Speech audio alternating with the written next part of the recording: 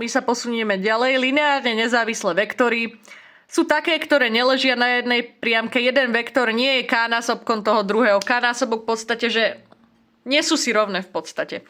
Zase máš tuto opäť súradnice V1, V2, Učko má U1, U2, takže to preskočíme. A vzorce máš tie isté. V podstate buď môžeš rátať V deleno U, alebo U deleno V. A odtiaľ si odvodíš K1, K2. Ale nebudú sa rovnať. To znamená, že tie čísla, tie výsledky toho K1 a K2 si nebudú rovné. Rozhodnite, či sú vektory lineárne závislé alebo nezávislé. Tu sme mali takýto príklad. Učko malo súrodnice 2 a minus 5 a Včko 2 a 4. No a čo sa týka, dali sme si zase vzorec. Ja som si dala teda V deleno U. Mohla si dať aj U deleno V. To je úplne jedno. K1. 2 deleno 2. 2 deleno 2. Vyšlo mi 1. 4 deleno minus 5. Vyšlo mi, to môžeš nechať v takomto výsledku, jak to je. Nie sú si vôbec rovné.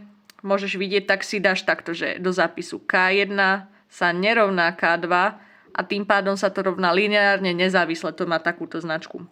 Tým pádom to je ľahké.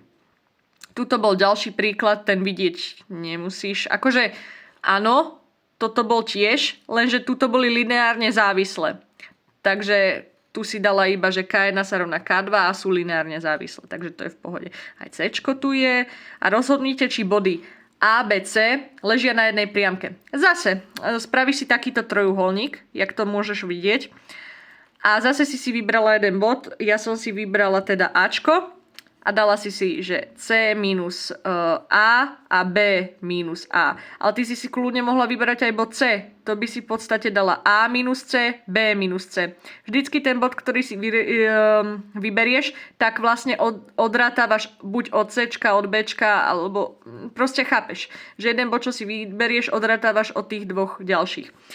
A to v podstate, keď to dáš do takéhoto zápisu, tak vlastne toto Cčko, vlastne Cčko máš a ty to Ačko odrátávaš od toho Cčka. Chápeš? C minus A.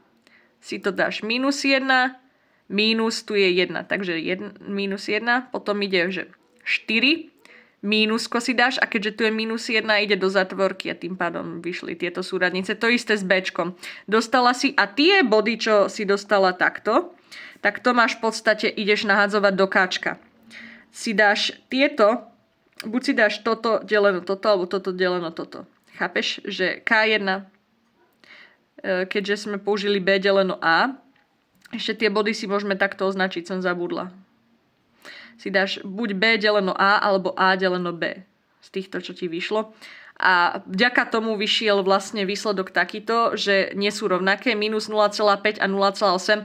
To znamená, že sa nerovnajú, sú lineárne nezávislé a tým, že neležia na jednej priamke, lebo nie sú lineárne závislé, sú lineárne nezávislé. To znamená, že neležia na jednej priamke, tak môžu tvoriť trojuholník.